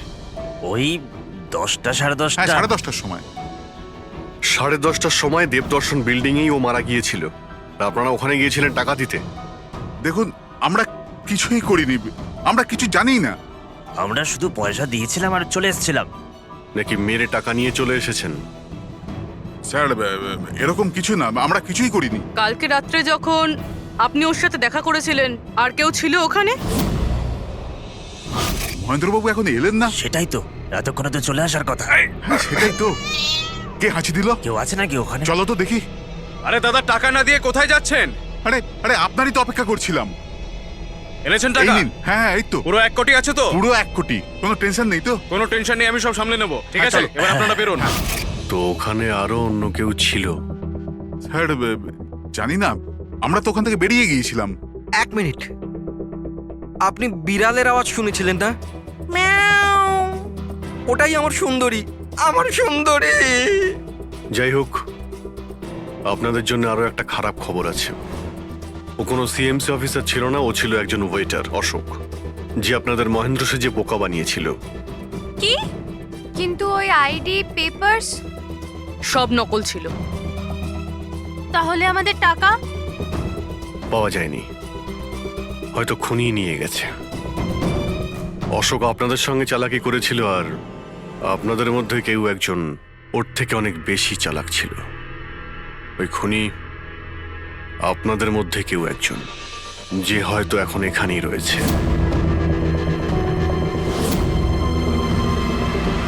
এখানে যতগুলো জিনিস আছে না বস, এর মধ্যে কোনোটার দ্বারা অশোকের মৃত্যু হয়নি। ইনফ্যাক্ট কোনো অস্ত্র দিয়েই অশোককে মারা হয়নি। মানে? মানে এইটা দেখো, এই টুকরোটা দেখতে পাচ্ছ? এই ছোট্ট ছোট্ট টুকরোগুলো এর খুলির হাড়ের মধ্যে পাওয়া গেছে। আর এই টুকরোগুলো পাথরের স্যার। পাথরের? মানে খুন পাথর দিয়ে করা হয়েছে। বস, এই অশোক কোথাও দাঁড়িয়েছিল আর খুনি ঠিক এর পেছনে দাঁড়িয়েছিল, আর ও একটা ভারী পাথর দিয়ে ওর মাথায় আঘাত করে, এর খুলির হাড় এখান থেকে ভেঙে যায় আর ওর মৃত্যু হয়ে যায়। কিন্তু ওর এই পিঠের এই দাগগুলো, এগুলো কিসের? এর পিঠে যে চিহ্নগুলো আছে, এটা টেনে নিয়ে যাওয়ার জন্য, সিঁড়ির ওপর দিয়ে টেনে নিয়ে যাওয়ার জন্য। হয়তো এ গ্রাউন্ড ফ্লোরে কোথাও ছিল। প্রথমে খুনি একে পাথর দিয়ে খুন করেছে, আর তারপরে টেনে সিঁড়ি দিয়ে ওপরে নিয়ে গেছে। বিল্ডিং এর সবাই জানতো যে মহেশ আর নন্দন এই অশোকের সঙ্গেই ওই বিল্ডিং এ দেখা করতে গিয়েছিল, আর এটাও জানতো যে অশোক একাই আসছিল টাকা নেওয়ার জন্য, আর এটাও জানতো এরা বিল্ডিংটা ভাঙতে চলেছে পরের দিন সকালে। খুনি বিল্ডিং এর কমিটি মেম্বারের মধ্যে থেকে বা মহেশ আর নন্দন, এদের মধ্যে থেকেই কেউ হতে পারে। এদের মধ্যে থেকেই কেউ হতে পারে। স্যার, এই বিল্ডিং এর প্রত্যেকে কোথায় কোথায় ছিল তার প্রমাণ ওদের কাছে রয়েছে। আর মার্ডারটা যখন খুব প্ল্যান করে করা হয়েছিল, তাই এলেবাইও আগের থেকে প্ল্যান করে রাখা হয়েছিল। একবার ওই পাথরটার দরকার ছিল যেটা দিয়ে খুন করা হয়েছে। ওই পাথরটা পেলে না, তখন ইনভেস্টিগেশনের সুবিধা হবে, অনেকটাই সুবিধা হবে। স্যার, ওই বিল্ডিংটায় শুধু ইট আর পাথরই আছে। হ্যাঁ জানি। স্যার, এতগুলো পাথরের মধ্যে একটা পাথর খুঁজে বার করা ইম্পসিবল। পঙ্কজ, তুমি এটা ভুলো না যে তুমি একজন সিআইডি অফিসার, আর সিআইডি ডিকশনারিতে কোনোদিন ইম্পসিবল শব্দটা ছিল না, আর না কোনোদিনও আসবে, বুঝেছো? ওই বিল্ডিং এর প্রত্যেকটা পাথর দেখো, ভালো করে চেক করো, নিয়ে এসো ওই পাথরটাকে। স্যার, এদিকে এসো। স্যার বলো। স্যার কি ব্যাপার, কোনো প্রমাণ পাওয়া গেছে নাকি? ওটাই পাচ্ছি না স্যার। স্যার আমার সুন্দরী, আমার বিড়াল কোথায় হারিয়ে গেছে, বুঝতেই পারছি না কোথায় চলে গেল। ওর আমি ছাড়া কেউ নেই স্যার। স্যার আপনি বড় বড় রহস্যের সমাধান করেন, আমার সুন্দরীকে খুঁজে বার করবেন প্লিজ, প্লিজ স্যার, প্লিজ। আরে ভাই, সিআইডির লোকেদের আর কোনো কাজ নেই তোমার বিড়াল খুঁজবে গিয়ে? চিন্তা করো না, আমরা খুঁজে নিয়ে আসবো তোমার বিড়ালটাকে। ঠিক আছে, পঙ্কজ, স্যার। ফেডরিক, ওনার বিড়ালটাকে খোঁজো। স্যার মানে বিড়াল হ্যাঁ, খুঁজবো? শুধু বিড়াল নয়, ওই পাথরটাকেও খুঁজে বের করো। তাড়াতাড়ি যাও। Thank you sir, thank you, thank you. চলো চলুন চলুন। ওটা বিড়াল নয়, সুন্দরী, আমার সুন্দরী। স্যার, এই বিল্ডিং এর লোকেরা অশোককে সিএমসি অফিসার মনে করেছিল, মহেন্দ্র। তারপর কেউ ওকে খুন করে লাশটাকে লোপাট করার চেষ্টা করে। এটা না ভেবে যে কোনো সিএমসি অফিসারের নিখোঁজ হওয়াটা কোনো সাধারণ ব্যাপার নয়। এনকোয়ারি হলে তো সবার আগে সন্দেহটা ওদের উপরই যাবে, কারণ মারা যাওয়ার আগে উনি ওদের বিল্ডিংটা ইনভেস্টিগেট করছিলেন। তাহলে কেউ এত বড় রিস্কটা কেন নিতে যাবে একজন সিএমসি অফিসারকে মার্ডার করার? এখন এত বড় রিস্ক তো সেই নেবে যে জানতো যে এই অশোক সিএমসি অফিসার নয়, অন্য কেউ, একজন ওয়েটার। ওই খুনির অশোকের সত্যিটা জানার জন্য প্রথমে জানতে হবে আসল মহেন্দ্রর ব্যাপারে। আসল মহেন্দ্র। মনে করে দেখুন মহেন্দ্রবাবু, কোনো অদ্ভুত ব্যাপার, কেউ দেখা করতে এসেছিল আপনার সঙ্গে, কোনো ফোন এসেছিল আপনার কাছে? হ্যাঁ স্যার, একটা ফোন তো এসেছিল। হ্যালো। হ্যালো মহেন্দ্র বাবু। হ্যাঁ বলছি। আপনার সঙ্গে দেখা করার ছিল। হ্যাঁ ঠিক আছে, আমি অফিসেই আছি, আপনি চলে আসুন। কিন্তু কে বলছেন? সেটা দেখা করার পরেই বলুন, কিন্তু আমি অফিসে যেতে পারবো না, বাইরে কোথাও দেখা করব। আপনার অফিসের পাশে একটা কফি শপ আছে না, সেখানেই দেখা করা যেতে পারে। কে বলছেন? আর আপনি অফিসে আসবেন না কেন? স্যার কিছু গোপন কথা আছে, ওটা অফিসে বলা ঠিক হবে না। আপনি কিছুক্ষণের জন্য বাইরে আসুন প্লিজ। ঠিক আছে। Coffee shop? কি হয়েছিল ওখানে? ওখানে কিছু নয় স্যার, আমি ওখানে গেলাম, কিছুক্ষণ অপেক্ষা করলাম, কেউ এলো না, তো চলে গেলাম। এসেছিল তো অবশ্যই, কিন্তু আসল মহেন্দ্রকে দেখে সামনে আসেনি। খুনি সেই যে আপনাকে ফোন করেছিল। আর হতে পারে যে আপনিও ওকে দেখেছেন। আচ্ছা, এদের মধ্যে ওই দিন কফি শপে কে এসেছিল?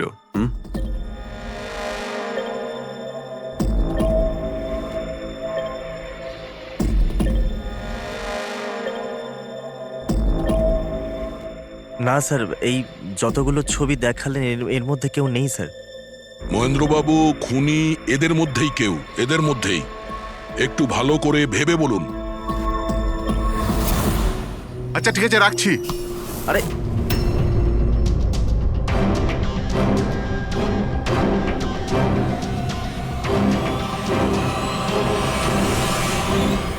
স্যার, এই লোকটা, এই যে মহেশ। আপনি শিওর এই লোকটাই ছিল? হ্যাঁ স্যার, আমার পুরো বিশ্বাস এই ছিল।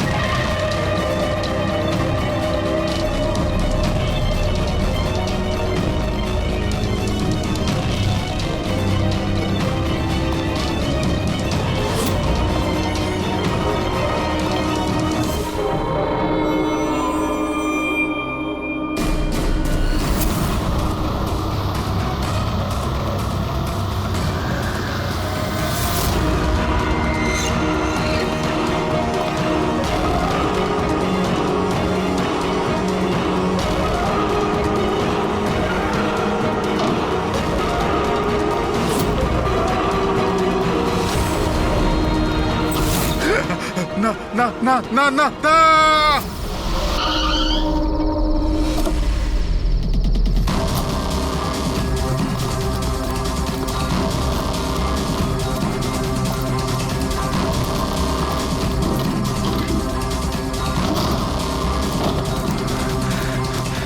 মহেশ বাবু, মিস্টার মহেশ,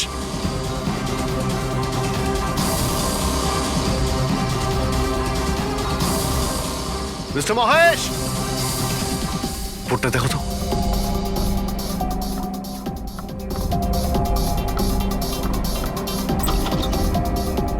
মহেশ, মহেশ বাবু,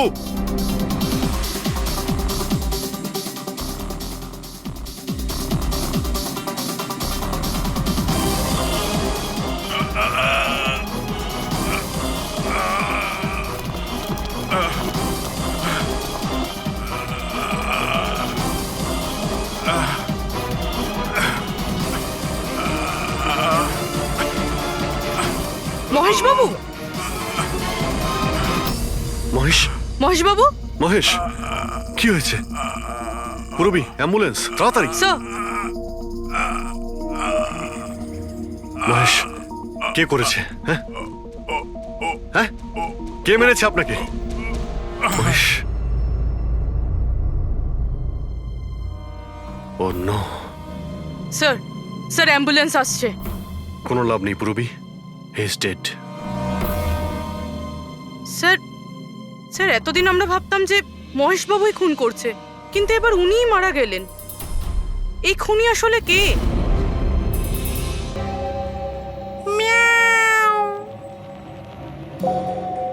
সুন্দরী, বাবা এসেছে। Freddy sir! আরে ফ্রেডি স্যার, 4 বার বিল্ডিংটা ওপর নিচ করলাম, কিন্তু কোথায় গেল? এই, তোমার সুন্দরীকে খুঁজেই পাচ্ছি না আমরা। স্যার, ও আসলে একটু লাজুক আছে, অপরিচিত লোকের সামনে আসে না।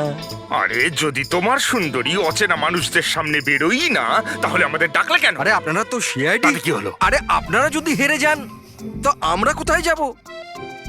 আর মহেশ আর নন্দন বলেছিল ওর আওয়াজ এখানেই শুনেছিল। আমার বিশ্বাস আমার সুন্দরী এখানেই আছে। সুন্দরী, কি জঘন্য একটা নাম। হ্যাঁ, না না, খুব সুন্দর নাম। আরে ছাড়ুন তো, খুব খারাপ নাম। আমার এই নামটা একদম পছন্দ না, এই কাজটাও একেবারে পছন্দ না। এই জন্য আমি সিআইডি অফিসার হয়েছিলাম, বিড়াল খোঁজার জন্য। এই পঙ্কজ, দেখ ভাই, সময় খুব খারাপ যাচ্ছে, তাই না? চল খুঁজি গিয়ে। খুঁজবো মানে? কোনো আইডিয়া তো দিন। এমনি এমনি কি করে খুঁজবো? ইঁদুর। ইঁদুর? হ্যাঁ, আমার সুন্দরীর না ইঁদুর ধরার খুব বড় শখ আছে। ইঁদুর দেখালে না এরম ভাবে ঝাঁপিয়ে পড়ে। এর মাঝখানে আবার ইঁদুর কোত্থেকে এলো শুনি একবার। আরে আইডিয়া চলে এলো। ওইটা আইডিয়া? আরে হ্যাঁ, এটা তো সত্যি একটা আইডিয়া। আইডিয়া এসেছে। কি এটা? কি ইঁদুর? এত বড়? বিড়ালটা চাই? চাই চাই চাই চাই। তাহলে ইঁদুর হও। এর সাথে থেকে ইঁদুরও হতে হচ্ছে। হও। হ্যাঁ, সুন্দরী দেখো, ইঁদুর এসেছে। ইঁদুর এসেছে, দেখো সুন্দরী। আরে এবার থাম না রে ভাই। সুন্দরী, সুন্দরী,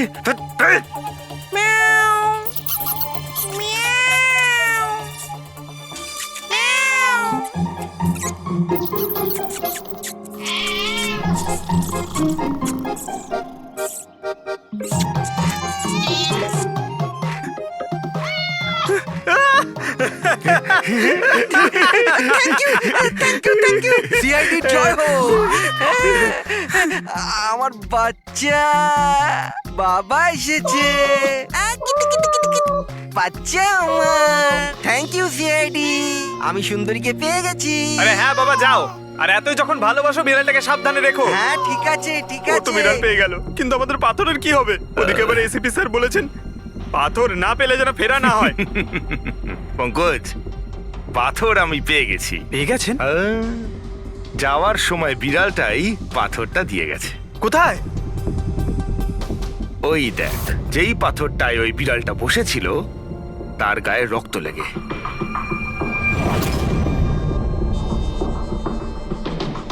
মানে ফ্রেডি স্যার, আমরা দুজন মিলে মার্ডার ওয়েপন খুঁজে বার করেছি? আরে তো দারুণ ব্যাপার! এই পাথরটা দিয়ে খুন করা হয়েছে।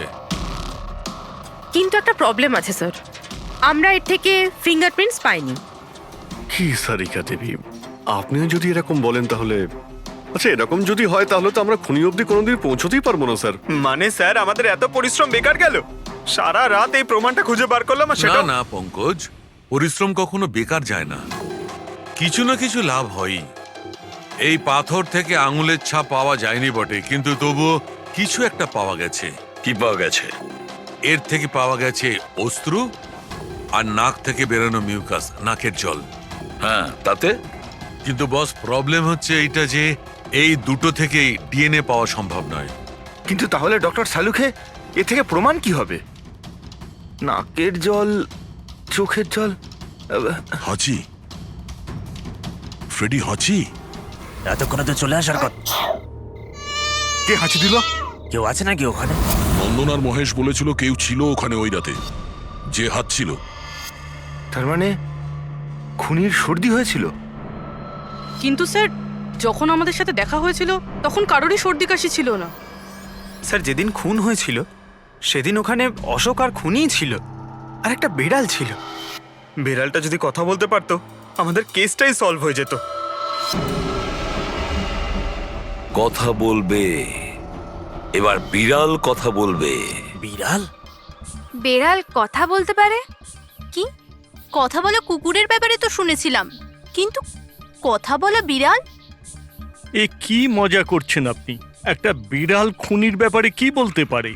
বলবে বিশাল বাবু, বিড়ালই এবার খুনির ব্যাপারে কথা বলবে। ব্যাস একটু ধৈর্য ধরুন, সব বলে দেবে বিড়ালে।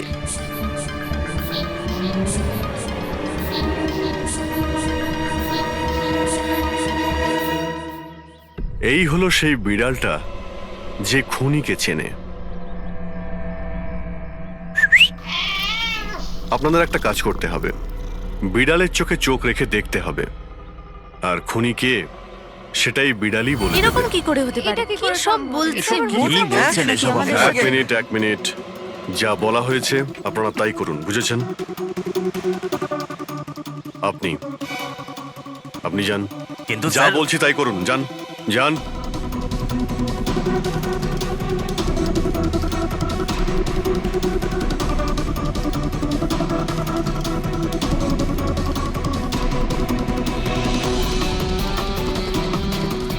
কি হলো ফেডরিক, কিছু বলছে? বিড়াল কিছু বললো? না স্যার।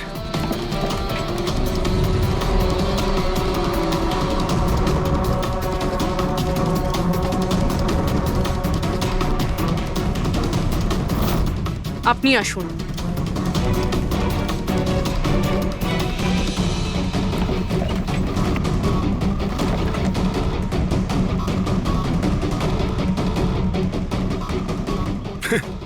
স্যার, বিড়াল তো কথা বলা বন্ধ করে দিয়েছে।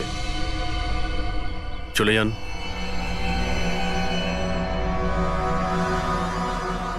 এটা আপনার বিড়াল না? একবার দেখুন গিয়ে, আপনাকে যদি কিছু বলে। স্যার, একটা আবেদন ছিল। বেড়াল বলবেন না, আমার সুন্দরী, আমার বাচ্চাও। প্লিজ। আরে যান না, দেখুন না কিছু বলে কিনা, যান। সুন্দরী, বাবা এসেছে। Kitty Kitty Kitty Kitty Kitty. এবার আপনি চলে যান। তাহলে বিশাল বাবু, হ্যাঁ, এবারে আপনার পালা। ঠিক আছে।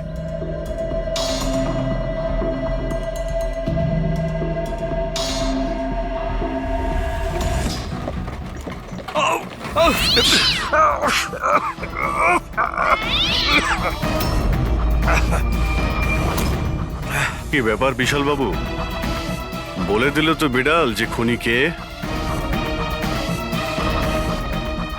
ওই রাতে আপনার সঙ্গে এই বিড়ালটাও ছিল, তাই না? কি বিশাল বাবু, আপনার আবার বিড়ালে অ্যালার্জি আছে, তাই না?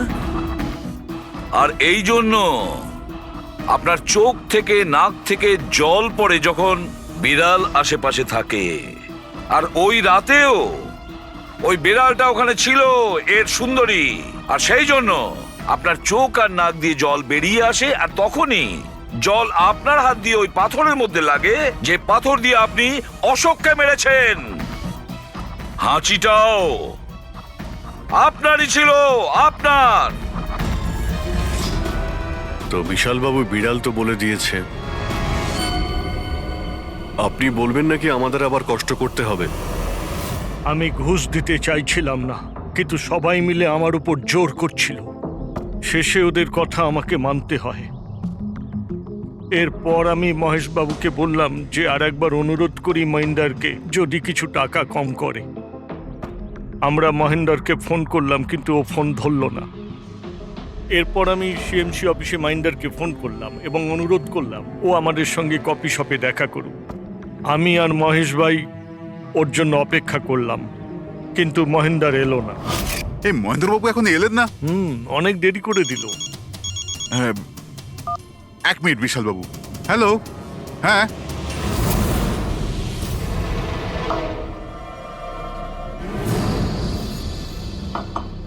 আরে মহেন্দ্রবাবু এখানে? সিএমসি অফিসে কাজ নেই নাকি? আরে কাজ তো অনেক আছে। একজন ফোন করে ডাকলো আমাকে এখানে দেখা করার জন্য। আধ ঘন্টা ধরে বসে আছি, এলোই না। কি করব? আর ওই দিন আমার সঙ্গে দেখা হলো আসল মহেন্দারের। আমার মনে হলো এর মধ্যে কোনো রহস্য আছে, কিছু তো আছেই আছে। আমি কাজে জড়িয়ে দিয়ে মহেশ ভাইকে ওখান থেকে সরিয়ে দিলাম। বিশালবাবু, মহেন্দ্রবাবু এখনো আসেননি? না, তুমি এক কাজ করো, তুমি তোমার বাকি কাজগুলো সারো। আমি সিএমসি অফিসে গিয়ে মহেন্দারের ব্যাপারটা দেখছি। আচ্ছা তুমি যাও। ঠিক আছে। এরপর আমি সিএমসি অফিসে ক্রস চেক করতে গেলাম এবং ওখানে গিয়ে আমি জানতে পারলাম আসল মহেন্দার তো অন্য কেউ। এরপর আমি নকল মহেন্দারকে ফোন করলাম আর ওকে কফি শপে ডাকলাম। মিস্টার মহেন্দ্র, 1 কোটি অনেক বেশি হয়ে যাচ্ছে, কিছু কম করুন। দেখুন, আমি কিচ্ছু জানি না। আমার পুরো 1 কোটি টাকাই চাই, নয়তো আমি রিডেভেলপমেন্ট আটকে দেব। আচ্ছা ঠিক আছে, আমি সোসাইটির মেম্বারদের সাথে কথা বলছি। ঠিক আছে, আপনি কথা বলে নিন। যখনই আপনার হয়ে যাবে আমাকে ইনফর্ম করে দেবেন। ঠিক আছে, কিন্তু আমি ওর পিছু নিলাম এটা জানার জন্য যে আসলে ও কে। তো আমি জানতে পারলাম যে ও অশোক নামের একজন ওয়েটার, যে আমাদের ঠকাচ্ছে এবং আমরা সবাই ঠকছি। আমার খুব রাগ হলো এবং ওর সাথে একটা আইডিয়াও এলো, আর আমি প্ল্যান বানালাম। আরে দাদা, টাকা না দিয়ে কোথায় যাচ্ছেন? আরে আরে আপনারই তো অপেক্ষা করছিলাম। এনেছেন টাকা? কোনো টেনশন নেই তো? কোনো টেনশন নেই, আমি সব সামলে নেব। ঠিক আছে, এবার আপনারা বেরোন। আসুন নন্দনবাবু।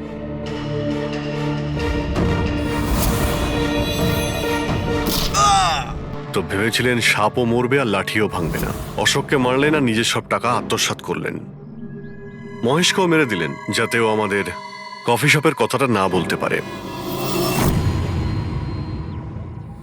প্ল্যানটা তো আপনার খুব ভালো ছিল বিশাল বাবু, খুব ভালো প্ল্যান ছিল, কিন্তু কি করবেন? সুন্দরী সব কিছু গোলমাল করে দিল।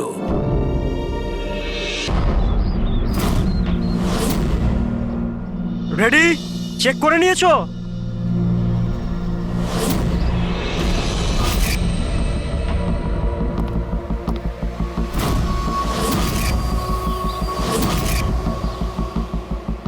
হ্যাঁ সব ওকে। সবাই ওখান থেকে দূরে চলে যাও। রেডি?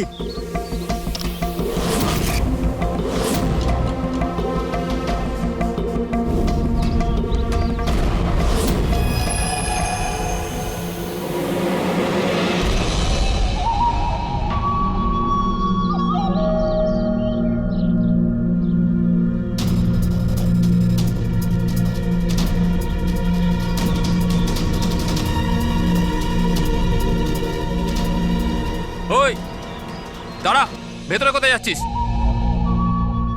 আরে হাত দেখাচ্ছিস কেন? শেখর, কি হয়েছে? একজন ভেতরে যাচ্ছে। আরে মারবি নাকি? আটকা ওকে। স্যার আপনি ফ্ল্যাশিংটা আটকান, আমি ওকে ভেতরে গিয়ে আটকাচ্ছি। ঠিক আছে ঠিক আছে, আমি বন্ধ করছি, তুই আটকা ওকে। কি হলো? একটা লোক বিল্ডিং এর ভেতর চলে গেছে। একটা লোক? আপনারা এখানেই থাকুন, আমরা আসছি।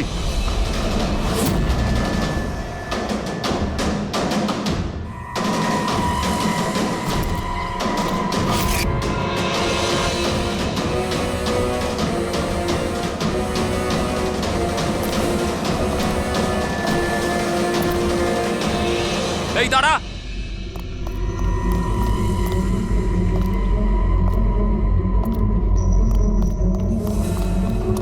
এই দাঁড়া দাঁড়া দাঁড়া, কোথায় যাচ্ছিস? পাগল হয়ে গেছিস নাকি? মাথা খারাপ হয়ে গেছে? থামতে বললাম, থামছিস না কেন? কোথায় যাচ্ছিস? হ্যাঁ কি?